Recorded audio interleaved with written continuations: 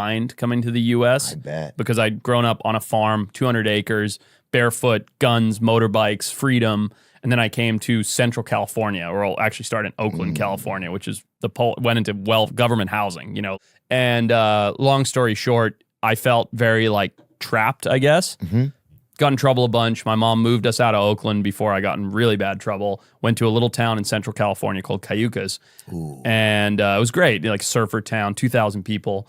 And I used to go diving and fishing all the time because that felt like the wildest place to be, like kind of connected me sort of a little bit back to Africa.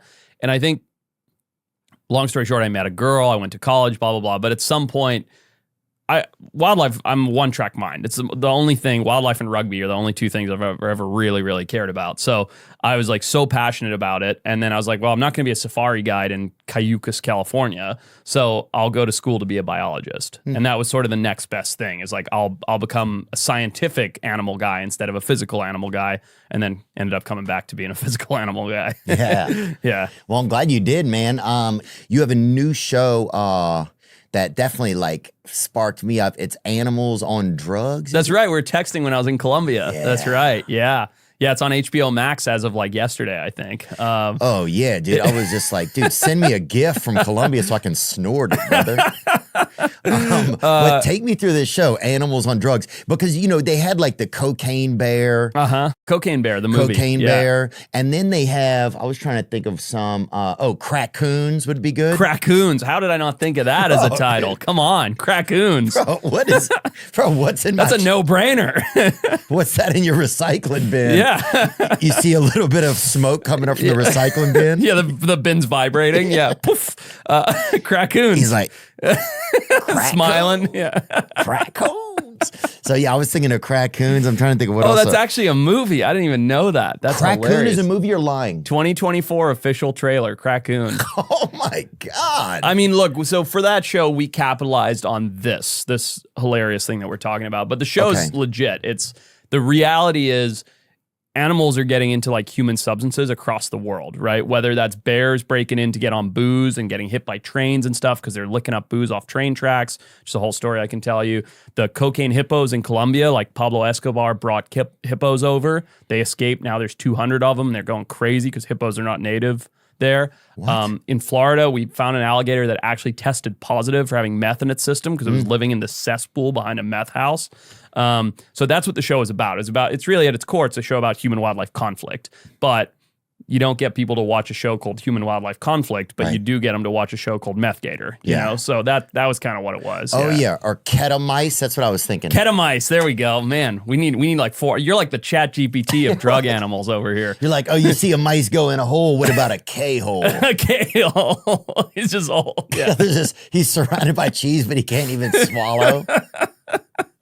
No, well, take me through some of that. Like, so take me through the Escobar one. Is that when I was texting you in Colombia? Yeah. Yeah, what was that trip like down there? Sure. So, I mean, I had this idea to do that show a long time ago. And really, originally, I just wanted to go work on the hippo problem in Colombia. So, for context, Pablo Escobar brought hippos to his personal zoo called Hacienda Nápoles in the 90s. Because he just wanted big animals? Yeah, he built this insane place down there. And so he brought in giraffes and elephants and lions and all this stuff.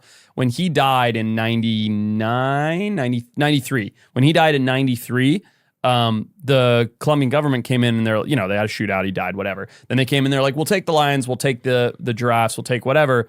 Oh, we can't do anything about these hippos. Like, hippos are gnarly. People think of hippos like Fantasia, happy, whatever. Hippos are gnarly animals.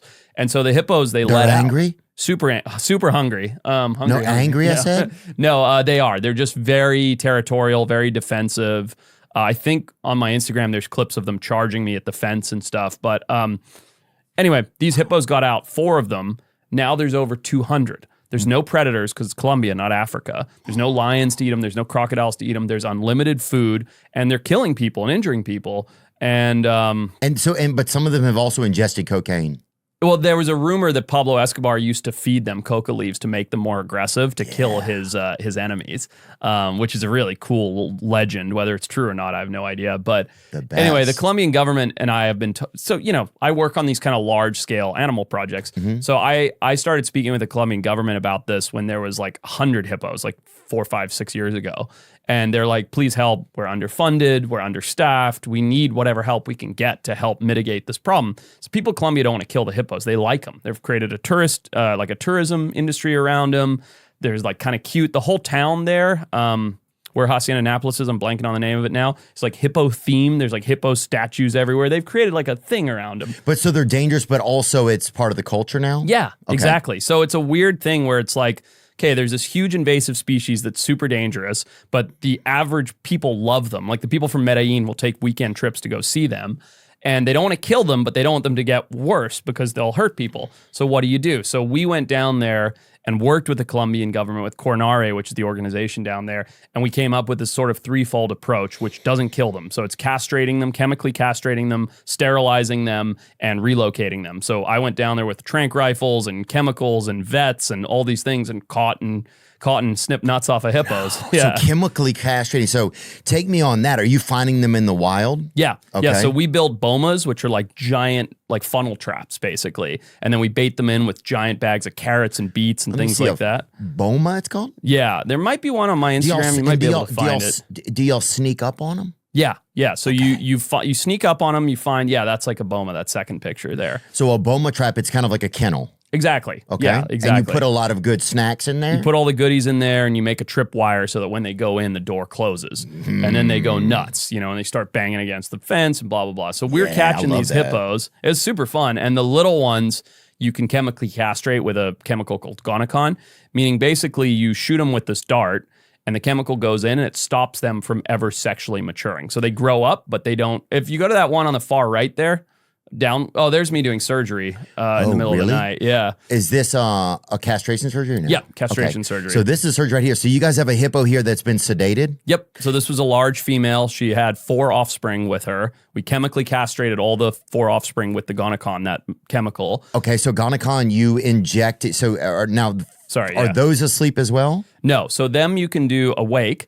But the gonacon only works if you're pre-sexually mature. Once you hit adolescence, it's too late. The effects would just wear off. So that's me darting them right there. I kind of saw it for a split second. Okay, so you can dart them with the gonacon and it doesn't hurt them? No, it's just like getting a shot. And then they can't have children. They can never have children. And do they care or they're okay with it? I don't think they know. Yeah, right. To be honest, I think they still get all the fun. Yeah. Okay. Yeah. And then the adults that doesn't work on. So we have to go into the bush and catch the adults and then actually perform surgery on them, which is what that video was, which is much harder to do. What do you have here? Pause it for me. So that's the mouth of a hippo held open with a piece of like metal pipe between the tusks. Oh my god! And then a breathing tube going into its diaphragm. So can you smell their breath while they're breathing? Oh yeah. Is it pretty intense or is it okay? And they mostly eat they primarily eat vegetation, so it's not too bad, but it's kind of like horse salad breath. bar, like being at a salad bar or something? Yeah, they got some stuff in their teeth. It's hot. Like you get your head up in there and it's like with this big, hot, sticky breath coming out. Yeah. Wow, that's crazy. And so you have their mouth pried open, they're asleep. Yep. And so what do you do then in order to, because you have to castrate them a different way? Yeah, so the males are easy. You just grab the nuts, lop them off, sew it up, right? Takes a few minutes from when they go to sleep. And you reach in through their mouth to do it? No, you just go downstairs. Well, why are y'all doing this then? That's just to keep them breathing and alive. So see, there's a pipe in the bottom right there, bottom left. That's a breathing tube. So that's just keeping them breathing. But this is a female. So females are way harder. You have to make an incision that's like this long, reach in there, feel for the gonads, snip them, cauterize them, pull them out, and then close her back up. And if you don't close her up perfectly, one stitch breaks, water floods in there, get an infection, and die. So it's